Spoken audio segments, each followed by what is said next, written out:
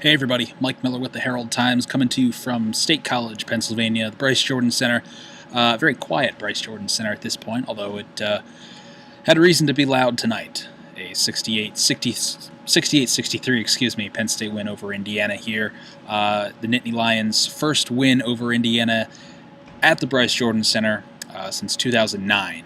And for Indiana, it was very, very ugly. Unbecoming of a team that had and still has Big Ten title aspirations, but for a team that was surging, absolutely surging, winners of 14 of the last 15 games, this is not at all the result anyone expected here on Saturday night in State College. A whole lot went wrong, turnovers, really no semblance of control or consistency or rhythm, you name it. On offense, just a really uneven, honestly, is too much of a compliment. It was just never there. The offense never really had it going. There was never any semblance of continuity on that offensive end. It wasn't a particularly great night for Yogi Ferrell. Indiana needed some big shots from Nick Zeisloft to kind of keep it afloat midway through the game, whether it was the first half or a little bit early in the second half. And then, frankly, they just didn't do enough, didn't have any answers. Well, they had one answer for Brandon Taylor, OG Anunoby, but it just wasn't enough late. Brandon Taylor scored 24 points, a game-high 24 points, and as I said, just had free will to shoot, to do what he wanted to do against these Hoosiers. Coming out to start the second half, Tom Crean brought out OG Anunoby, stuck him squarely on Taylor, held him without a field goal, I believe until about the 9:36 mark of that second half. But over those last 8-9 minutes, it was Taylor who was on the surge. I think he scored 8 of Penn State's 10 points during a stretch late in the half that saw Penn State go up by 5 points. And it was just a complete unraveling of this very optimistic and encouraging stretch for Indiana. A whole lot went wrong beyond the turnovers. I mean, Indiana was in the bonus with 12:42, I believe. 12:42 left in the second half.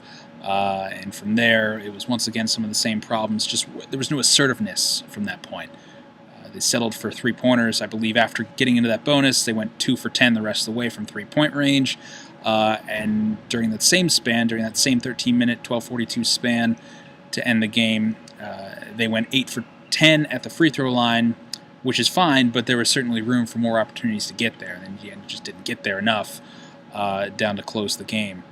So 15 turnovers. Indiana went 9 for 27 from three-point range, although I think they were 6 for 12 at halftime. They had a, I believe, 34-33 lead at the half, but there was just no killer instinct for this team. Indiana's faced plenty of questions before, this game, this stretch, going back into the non-conference season when things look so dour and just troubling for this program. They've answered those questions in the past. Now they're going to have to answer it again after what was clearly their worst performance of the season. Absolutely their worst performance of the conference season, but pretty easily their worst performance of the season. And it comes at a bit of a troubling time, too, when you look at the schedule coming up with Iowa in Assembly Hall on Thursday night and then a trip to Michigan State next Sunday afternoon. So we're really getting into the meat of the schedule here for Indiana, and this was not at all the night anyone was expecting or looking to stomach looking ahead of the schedule. As I said, Nick Zeisloft, 14 points, led the Hoosiers. 9 points at the half, led the team at that point, too. And again, it was kind of, in some aspects, a repeat of the Minnesota game a few weeks ago back in January.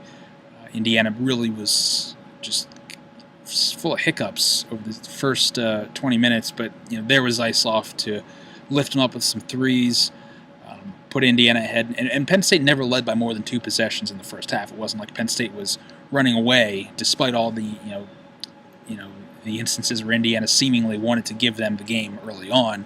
Penn State never really took control of this game until the very final few seconds. That's when Thomas Bryant became a bigger focus of the offense. Now, granted, he had foul trouble, picked up 2 early fouls, sat for most of the first half, picked up his 3rd foul right before the final media timeout in that first half. but they tried to make a more of an effort to get to him late. By that point, it was a little too late. Bryant had 10 points. 6 of those came in the final 34 minutes of the game. He was really the focus of this offense, a little bit for better and for worse. Just as they tried to get him to the line, just as they tried to get him some post-ups down on the block, there was also a critical travel call that went against Bryant, very late in this contest, final minute, that led to 2 Shep Garner free throws on the other end, I believe pushed Penn State's lead to 4. Colin Hartman came back on the other end, missed a three-pointer with 16 seconds, and the ball went back to Penn State with about 11 seconds, and that was basically the ball game from that point. Again, from here, it's back to Assembly Hall. It's back to, well, it's really getting into the meat of the schedule with Iowa, Michigan State, and, I'm forgetting the schedule up ahead. Anyway, those are the 2 games ahead right now. Indiana swears, Yogi Ferrell, Nick Zeisloff swore they were not overlooking Penn State. This had the makings of a potential trap game. And really more than anything, though, Indiana had themselves to blame for all of this. The turnovers, the lack of execution on offense, just the unforced errors mainly. And whether that was a turnover, whether that was just a poor shot selection, whether that was just the neglect to really feed the post enough, even without Bryant, even just to get in there, to get those fouls that they needed when they got into the bonus so early. A lot of this can be and should be pointed back Indiana's way. From here, again, it's back to answering questions. They've done that before. We'll see if they can do it again. Jeremy and I will be back early, midway next week. We'll look ahead at Iowa and, again, what is and should turn out to be one of the, if not the most critical stretches of the season for Indiana. So from the Bryce Jordan Center, signing off here. We'll see you back home.